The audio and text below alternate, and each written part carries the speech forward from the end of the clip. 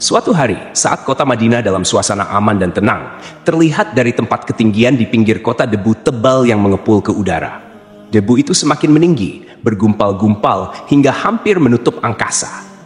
Angin yang bertiup menyebat gumpalan debu dari butiran-butiran pasir Sahara yang lembut terbang menghampiri pintu-pintu rumah di Madinah dan berhembus dengan kuat di jalan-jalan. Orang-orang mengira ada badai yang menyapu dan menerbangkan pasir. Namun, kemudian dari balik tirai debu itu, mereka mendengar kabar tentang kedatangan kafilah besar yang panjang. Tak lama kemudian, 700 kendaraan yang syarat dengan muatannya memenuhi jalan-jalan dan mengguncang Madinah. Orang-orang saling memanggil dan mengajak sesamanya untuk menyaksikan keramaian ini, serta turut bergembira atas kedatangan harta dan rezeki yang dibawa kafilah itu. Ummul Mukminin Aisyah, ketika mendengar suara hiruk-pikuk kafilah yang bergerak maju itu, bertanya, apakah yang terjadi di kota Madinah? Ada yang menjawab, kafilah Abdurrahman bin Auf baru datang dari Syam membawa barang-barang dagangannya. Jadi, kafilah itu yang telah menyebabkan semua guncangan ini? Tanya Ummul Mukminin. Benar, wahai Ummul Mukminin. Jumlahnya 700 kendaraan. Ummul Mukminin menggeleng-gelengkan kepala. Pandangannya menerawang jauh seolah-olah sedang mengingat-ingat peristiwa yang pernah dilihat atau ucapan yang pernah didengarnya. Kemudian ia berkata, aku pernah mendengar Rasulullah bersabda, aku melihat Abdurrahman bin Auf masuk surga dengan merangkak. Abdurrahman bin Auf akan masuk surga dengan merangkak? Mengapa ia tidak memasukinya dengan melompat atau berlari-lari kecil bersama angkatan pertama para sahabat Rasulullah? Sebagian sahabat menyampaikan cerita Aisyah kepadanya, maka ia pun teringat telah mendengarkan hadits ini dari Nabi lebih dari 1 kali dan dengan redaksi yang berbeda-beda. Sebelum tali-tali pengikat perniagaannya dilepas, Abdurrahman melangkahkan kakinya ke rumah Aisyah lalu berkata kepadanya, engkau telah mengingatkanku suatu hadits yang tidak pernah kulupakan. Maka saksikanlah bahwa kafilah ini dengan semua muatannya beserta kendaraan dan perlengkapannya aku persembahkan di jalan Allah Azza wa Jalla, tambahnya. Seluruh muatan 700 kendaraan itu dibagikan kepada semua penduduk Madinah dan sekitarnya sebagai perbuatan baik yang agung. Peristiwa yang satu ini saja sudah cukup untuk mengukir sebuah gambaran yang sempurna tentang kehidupan sahabat Rasulullah, Abdurrahman bin Auf. Dialah saudagar yang sukses, lebih sukses daripada kesuksesan yang pernah ada. Dia merupakan orang kaya dengan kekayaan yang melimpah ruah. Dia adalah seorang mukmin bijaksana yang tidak ingin bagian dari keuntungan agamanya hilang begitu saja dan tidak sudi kekayaannya membuat dirinya tertinggal dari kafilah iman dan pahala surga. Untuk itu, ia mendermakan harta kekayaannya dengan kemurahan hati dan kesadaran nurani. Kapan dan bagaimana proses keislaman orang besar ini? Ia masuk Islam sejak fajar menyingsing.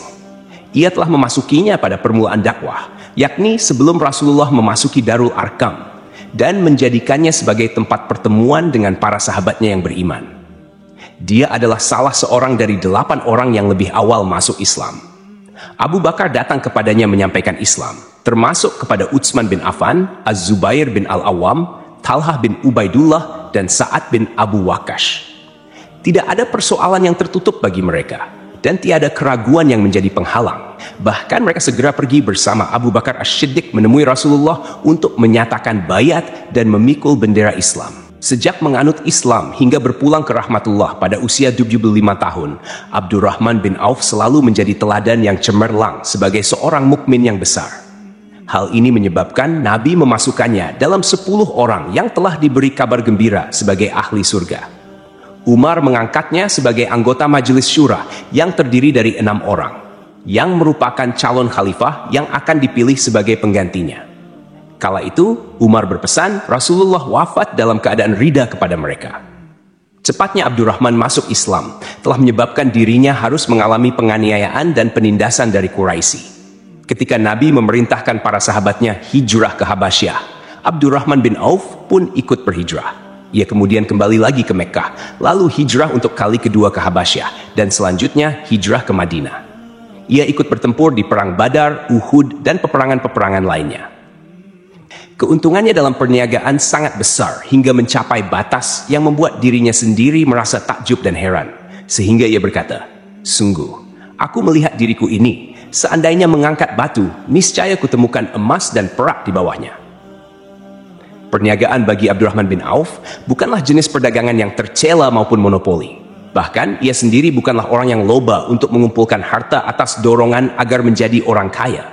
Bukan itu tujuannya, melainkan suatu amal dan kewajiban yang keberhasilannya akan menambah kedekatan jiwa kepada Allah dan berkorban di jalannya.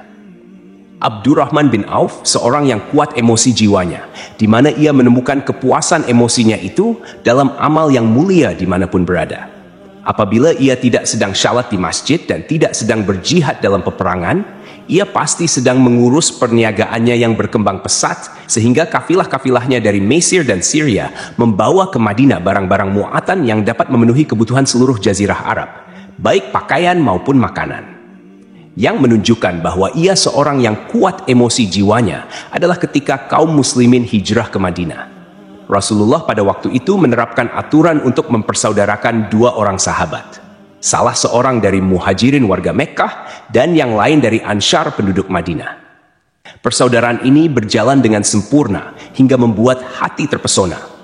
Orang-orang Ansyar yang merupakan penduduk asli Madinah membagi seluruh kekayaan miliknya menjadi dua dengan saudaranya dari kalangan muhajirin. Bahkan istri pun direlakan. Apabila ia beristri dua, ia pun rela menceraikan satu untuk diperistri saudaranya. Ketika itu Rasul yang mulia mempersaudarakan antara Abdurrahman bin Auf dengan Sa'ad bin Rabi. Marilah kita dengarkan sahabat yang mulia. Anas bin Malik mengisahkan kepada kita apa yang terjadi. Sa'ad berkata kepada Abdurrahman, "Saudaraku, aku adalah penduduk Madinah yang paling banyak harta. Silakan pilih separuh hartaku dan ambillah. Aku juga mempunyai dua istri. Perhatikan yang lebih menarik hatimu dan aku akan menceraikannya, sehingga engkau dapat memperistri dirinya." Abdurrahman bin Auf menjawab, "Semoga Allah memberkahi dirimu dalam istri dan hartamu. Tunjukkanlah letak pasar kepadaku." Abdurrahman pergi ke pasar. Ia berjual beli di sana dan mendapatkan keuntungan. Kehidupan Abdurrahman bin Auf di Madinah, baik semasa Rasulullah maupun sepeninggal beliau, selalu ditunaikan dengan sempurna untuk memenuhi hak din ini dan beramal di dunia. Perniagaannya sukses dan menguntungkan. Seperti diungkapkannya sendiri, bahwa seandainya ia mengangkat batu dari tempatnya, ia pasti mendapatkan emas dan perak di bawahnya. Salah satu faktor yang membuat perniagaannya berhasil dan mendapatkan berkah adalah karena ia sangat selektif untuk berniaga yang halal dan benar-benar menjauhkan diri dari segala bentuk jual beli yang haram, bahkan yang syubhat. Selain itu, faktor yang menambah kejayaan dan keberkahan Abdurrahman bin Auf adalah labanya yang bukan hanya untuk dirinya sendiri, melainkan di dalamnya terdapat bagian Allah yang ia penuhi dengan baik. Ia menggunakan hartanya untuk memperkokoh hubungan kekeluargaan dan mengeratkan tali persaudaraan, serta menyediakan perlengkapan yang diperlukan tentara Islam. Bila total perniagaan dan kekayaan lainnya ditambah keuntungan yang diperolehnya dihitung, jumlah kekayaan Abdurrahman bin Auf dapat diperkirakan dengan memperhatikan jumlah yang dibelanjakan di jalan Allah, Rabb semesta alam. Suatu hari ia mendengar Rasulullah bersabda, "Wahai Ibnu Auf, engkau termasuk golongan orang kaya dan engkau akan masuk surga dengan merangkak. Karena itu, pinjamkanlah kekayaan itu kepada Allah, agar Dia mempermudah langkahmu." Sejak mendengar nasihat Rasulullah ini dan menyediakan bagi Allah pinjaman yang baik, Allah justru semakin melipat gandakan kekayaannya hingga berlimpah. Suatu hari ia menjual tanah seharga 40.000 dinar. Kemudian uang itu dibagi-bagikan semua untuk keluarganya dari Bani Zuhrah, untuk para istri Nabi, dan untuk kaum muslimin yang miskin. Pada kesempatan lain, ia menyerahkan 500 ekor kuda untuk perlengkapan tentara Islam. Pada hari lain, ia menyerahkan 1.500 kendaraan. Menjelang wafat, ia mewasiatkan 50.000 dinar untuk diinfakkan di jalan Allah. Ia juga berwasiat bagi setiap orang yang ikut perang Badar dan masih hidup, masing-masing mendapatkan 400 dinar. Hingga Utsman bin Affan juga mengambil bagian dari wasiat itu, meskipun termasuk orang kaya. Ia berkata, "Harta Abdurrahman bin Auf halal lagi bersih, dan memakan harta itu membawa keselamatan dan keberkahan." Ibnu Auf adalah seorang yang mengendalikan hartanya, bukan dikendalikan oleh hartanya. Sebagai buktinya, ia tidak mau celaka dengan mengumpulkannya dan tidak menyimpannya. Bahkan ia mengumpulkannya dengan tetap merendahkan hati dan dari jalan yang halal. Kemudian harta itu tidak ia nikmati untuk kepentingan sendiri, melainkan untuk dinikmati bersama keluarga, kerabat, rekan-rekan, dan masyarakat seluruhnya. Karena begitu luas pemberian serta bantuannya, ada yang mengatakan seluruh penduduk Madinah berserikat dengan Abdurrahman bin Auf pada hartanya. Sepertiga dipinjamkannya kepada mereka, sepertiga lagi dipergunakannya untuk membayar utang-utang mereka, dan sepertiga sisanya dibagi-bagikannya kepada mereka. Harta kekayaan ini tidak akan pernah membuat keadaan dan kesenangan pada dirinya selama ia belum menemukan jalan untuk membela agama dan membantu rekan-rekannya.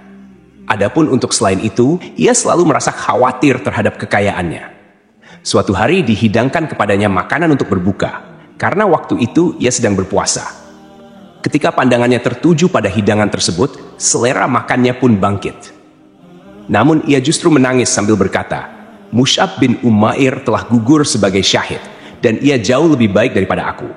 Ia hanya mendapat kafan selai kain, yang jika ditutupkan ke kepalanya, maka kelihatan kakinya, dan jika ditutupkan ke kakinya, terbuka kepalanya. Demikian pula Hamzah yang jauh lebih baik daripada aku. Ia pun gugur syahid, dan saat akan dikuburkan hanya mendapatkan sehelai selendang. Dunia telah dihamparkan kepada kami seluas-luasnya, dan hasil sebanyak-banyaknya telah diberikan kepada kami. Sungguh kami khawatir bila pahala kebaikan kami telah disegerakan balasannya di dunia. Pada peristiwa lain, sebagian sahabatnya berkumpul bersamanya menghadapi jamuan makan di rumahnya.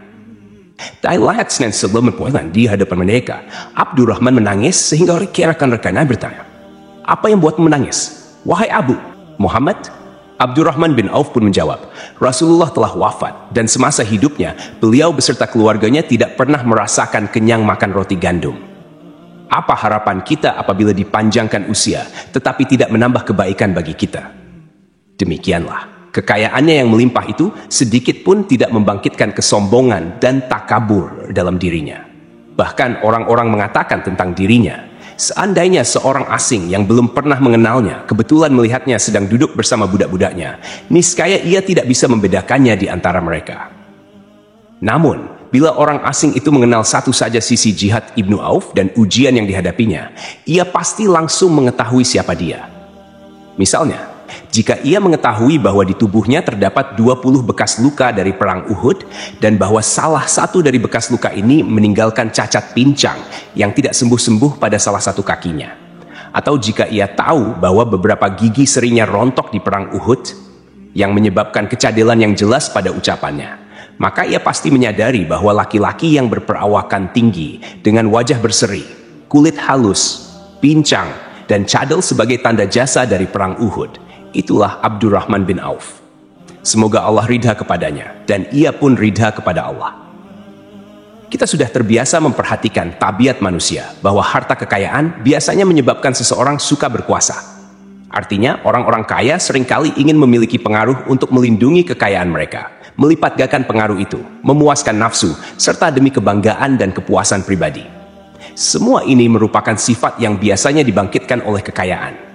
Namun, bila kita melihat Abdurrahman bin Auf dengan kekayaannya yang melimpah, kita akan menemukan manusia ajaib yang sanggup menguasai watak dasar manusia dalam hal ini dan melangkahinya menuju puncak ketinggian yang istimewa. Peristiwa ini terjadi ketika Umar bin Al-Khattab hendak berpisah dengan rohnya yang suci dan memilih 6 orang di antara para sahabat Rasulullah agar mereka memilih salah seorang di antara mereka untuk menjadi khalifah yang baru. Pada saat itu, Semeri menunjuk ke Ibnu Auf. Bahkan sebagian sahabat menegaskan bahwa dialah orang yang lebih berhak menjadi khalifah di antara 6 orang itu.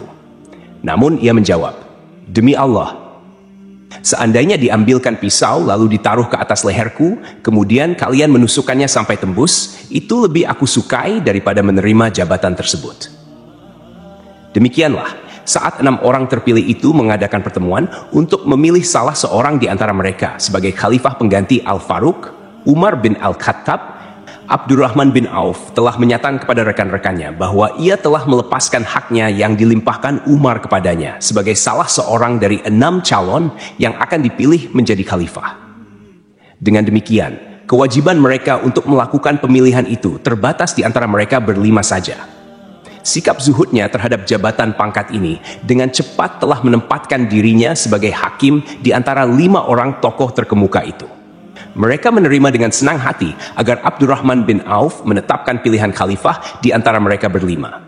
Ali bin Abi Thalib mengatakan, Aku pernah mendengar Rasulullah menyifatimu bahwa engkau adalah orang yang dipercaya oleh penduduk langit dan dipercaya pula oleh penduduk bumi. Ibnu Auf akhirnya memilih Utsman bin Affan untuk jabatan khalifah, dan yang lain pun menyetujui pilihannya. Itulah hakikat seorang laki-laki yang kaya raya dalam Islam. Apakah Anda telah memperhatikan bagaimana Islam telah mengangkat dirinya jauh di atas kekayaan dengan segala godaan dan penyesatannya itu? Dan bagaimana ia menempa kepribadiannya dengan sebaik-baiknya. Pada tahun 32H, tubuhnya berpisah dengan rohnya. Ummul Mukminin Aisyah ingin memberinya kemuliaan khusus yang tidak diberikannya kepada orang lain, dengan memberikan usulan kepadanya ketika ia masih terbaring di ranjang menuju kematian, agar bersedia dikuburkan di pekarangan rumahnya, berdekatan dengan Rasulullah, Abu Bakar, dan Umar. Namun, ia memang seorang Muslim yang telah dididik Islam dengan sebaik-baiknya, sehingga merasa malu bila dirinya diangkat dan disandingkan dalam kedudukan tersebut. Selain itu, ia telah membuat janji dan ikrar yang kuat dengan Utsman bin Maz'un, yakni jika salah seorang di antara mereka meninggal sesudah yang lain, hendaklah ia dikuburkan di dekat sahabatnya itu. Saat rohnya bersiap-siap memulai perjalanannya yang baru, air matanya meleleh, sedangkan lidahnya bergerak-gerak mengucapkan kata-kata, "Aku khawatir dipisahkan dari sahabat-sahabatku karena kekayaanku yang melimpah ruah." Namun, ketenangan dari Allah segera menyelimutinya, lalu senyuman tipis menghiasi wajahnya, disebabkan sukacita yang memberi cahaya dan kebahagiaan yang menenteramkan jiwa. Ia memasang telinganya untuk menangkap sesuatu, seolah-olah ada suara yang lembut merdu yang datang mendekat. Ia sedang mengenang kebenaran sabda Rasulullah yang pernah beliau ucapkan, Abdurrahman bin Auf di dalam surga. Ia mungkin juga sedang mendengarkan janji Allah dalam kitabnya. Orang yang menginfakkan hartanya di jalan Allah, kemudian tidak mengiringi apa yang diinfakkan itu dengan menyebut-nyebutnya dan menyakiti perasaan penerima. Mereka memperoleh pahala di sisi Rabb mereka. Tidak ada rasa takut pada mereka, dan mereka tidak bersedih hati.